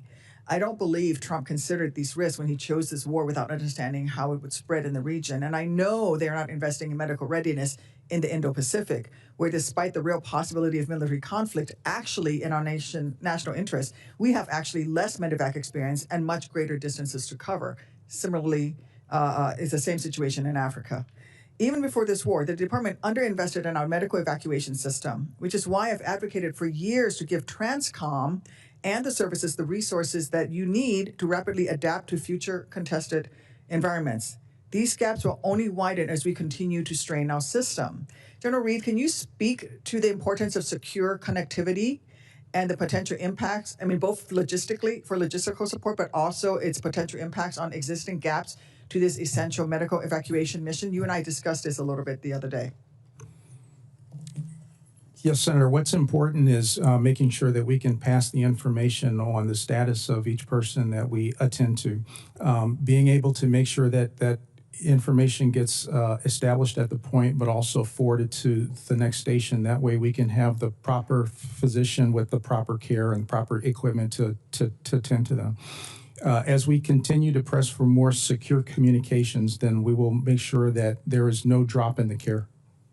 Are you facing some challenges right now? We are facing challenges in terms of secure funding. Okay, thank you. This administration's inexcusable poor planning in the lead up to this war of choice has only exacerbated the toll on our logistics system. General Grynkewich, I would not ask you to speak to current operations, but in your experience, do you agree that coordinating with allies and partners before an operation is critical to ensuring that our air assets have the necessary logistical nodes for rest and refueling to reduce the strain on our aging aerial refueling tanker fleet? Senator, there's always a balance in terms of when you do the coordination, if you have the luxury of it based on operational security concerns to engage with allies and partners and secure access basing and overflight ahead of time, that is incredibly valuable, but there's a host of factors that may limit your ability to do that. Thank you, Senator Dugworth. Senator Warren. Thank you, Mr. Chairman. So, on February 28th, Donald Trump launched his war against Iran. By March 1st, Iranian strikes had hit at least 6 surrounding countries. But all the Trump administration said to Americans in the region was exercise caution. On March 2nd, the State Department finally told Americans in over a dozen countries to evacuate, but gave no real guidance on how to do that. As thousands of flights were canceled, the State Department initially told Americans to, quote, not rely on the U.S. government for assistance, departure, or evacuation. Let's be clear. The Trump administration chose this war. They planned this war for months, and they made no plans to safeguard hundreds of thousands of Americans in the region. There is no excuse for this. And I just want to draw a comparison here. In 2006, the State Department requested support from DOD just 2 days into the war in Lebanon. Transcom arranged ships, commercial charter, and military flights for nearly 15,000 Americans. So, General Reed, let me ask you, if the Secretary of State and the Secretary of Defense asked Transcom for help to evacuate Americans, would you provide that support? Senator, I would. Thank you. So, General Reed, we're almost 2 weeks into this war. Have Secretary Rubio and State Department made any requests for Transcom to help evacuate Americans out of the Middle East? Senator, on the 28th of February, the Department of State made a request to my department for that, and we have provided some assistance. So you're saying they made that request back on February 28th? Yes, Senator. So when we called them yesterday, they said they had not asked you for assistance. Can you explain why that would be so? Senator, I cannot explain that. I just don't understand this. And you have been helping them all this time? Senator, what we have done is through Central Command have responded to the request for the State Department to provide airlift at locations that they have specified. And how much have you airlifted in this period of time? How many people? Senator, I'll have to get that number Can you for you give for me the a record. rough idea? Senator, it's been in the hundreds. Hundreds, not in the thousands. That's correct. But I will say that as we continue to watch the situation, there have been other flights and other opportunities for American citizens to get out of the way. Some of that has been by ground transportation, and some of it has been by commercial charters by the State Department. Are you saying you're not doing more because you think that Americans who are in the region are currently being adequately served by commercial flights and private vehicles out of the region? Is that what you're saying? Senator, what I'm saying is we have responded to requests for specific tasks in conjunction with the commercial flights and what Transcom is providing. There are a number of ways to get our citizens out of harm's way. Okay, and what I'm trying to understand is why you're not doing more, because I'm hearing from my constituents who are stranded there, who've been stranded there for 2 weeks, and they're asking for help, and they're not getting help from the U.S. government. And you're telling me that you're not helping because you think they've got plenty of other ways to get out of the region? Or is it that Secretary Rubio is not asking you for that help? I just want to understand who bears responsibility here. Senator, it is the responsibility of all to care for the citizens that we have in harm's way. And as we receive a tasking and the opportunities to do that, Transcom is responding. Okay, so my constituents and other Americans who are trapped in the region are trapped there because Secretary Rubio is not asking you for help. Is that right? I just want to understand what's happening. We've been asked for help, and we're available to do that. And so as we are able and the conditions permit with CENTCOM, we are involved in all the coordination to meet our citizens where we can get to them and then transport them to safety. So you have provided all the help you've been asked for. You just haven't been asked for more help. Is that right? Senator, we have been tasked, and we have responded to each of those tasks. Look, I understand military speak here, but I don't understand how it is that we could get 15,000 people evacuated shortly after the war in Lebanon, and now we've still got thousands, tens of thousands of people trapped in the region, and I'm not understanding what your answer is here, and I don't think the American people are either. Thank you, Senator Warren. General Reed, has the State Department contacted you in this regard to ask for help? The State Department has, just as they did in the response to Lebanon as well. During that time, there were provisions to get people out by sea lift and charter, and so the amount of people who left with Transcom help as well as State Department charter. Thank you very much, Senator Peters. Thank you, thank you, Mr. Chairman. General Reed, as you're fully aware, the Straits of Hormuz is a strategic choke point in the Middle East with nearly 1/5 of the global petroleum and 3.5 trillion cubic feet of liquefied natural gas annually transits the Straits. The Straits closure that we're seeing right now has left about 1,000 vessels stuck in the Persian Gulf. 2 tankers were set ablaze just this morning. And even before these attacks, the uncertainty have caused gas prices to skyrocket, oil trading up to $120 a barrel this weekend and still at elevated levels and likely to continue to go up. In fact, according to the International Energy Agency, the war has caused, and this is quote from them, the largest supply disruption in the history of the global oil market. That's a big statement, in the history of the global market. Additionally, 30% of the world's fertilizer supply passes through the Straits. This increases prices for American farmers as they're beginning planting season. This will mean food prices will also go up dramatically across the world. We have felt the impacts of the Straits closure here, surely in prices and many goods, but we also can't forget the impacts of our service members who rely on being resupplied.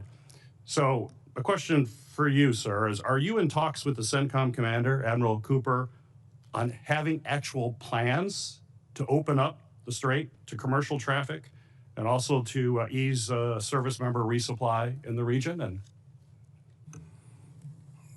we are working with Admiral Cooper as he continues to prosecute the operations that he has. In the warfighting sense, we are doing all that we can to help him get after the targets that he needs to actually suppress the threats on the Straits. There is intense concentration to make sure that we can reduce that enough to get to a point where we can get through the Straits. When it comes to the sustainment for the forces, the Strait is not the only way that that we're restricted to in order to resupply force sustainment. We have alternatives for that, and we're currently executing that as we speak. General Reed, the Transcom provides basically the logistics backbone to support our forces in any conflict, including the war in Iran, as you were talking about. But this means not only moving troops into the region, but also ensuring they have food, fuel, and munitions. And we talked about this issue at length on an office call. And we talked about how Transcom relies heavily upon commercial partners to be able to augment your capacity to ensure the delivery of these key supplies. So my question for you is, how has your ability to deliver these critical supplies been impacted given the contested logistics environment we're in right now, where we have commercial ports, commercial fuel networks, and commercial partners that have been significantly disrupted as a result of the closure of the Straits of Hormuz?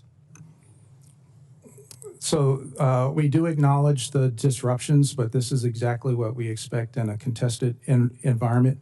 When it comes to the commercial participation, they are able to deliver to points that are safe, and then we will transload, and then we take the responsibility from there.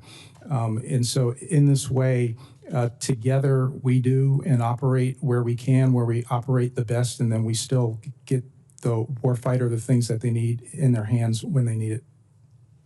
So are you believe you're still able to rely on commercial partners for logistic capabilities, or does this mean we have to shift to more military options where we have greater control and greater security?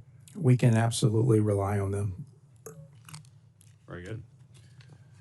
General Grynkewich, we have seen public reporting on the DoD withdrawing Patriot and THAAD missile defense systems from the Indo-Pacific. These are public reports and repositioning them into the Middle East.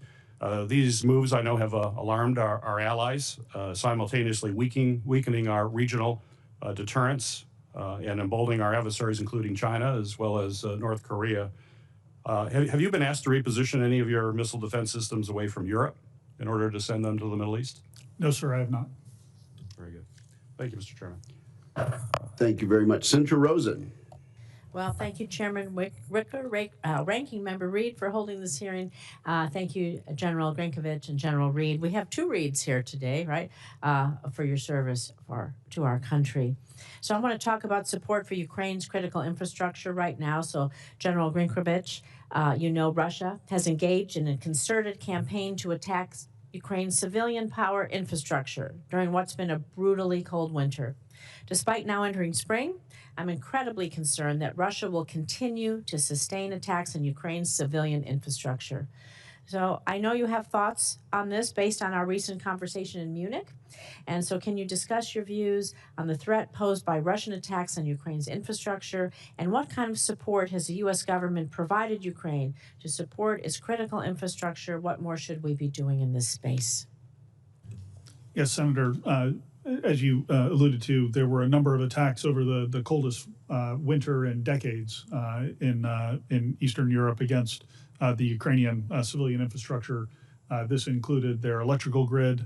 At times during this period, we saw down to just a couple of hours of electricity per day in Kyiv, as an example.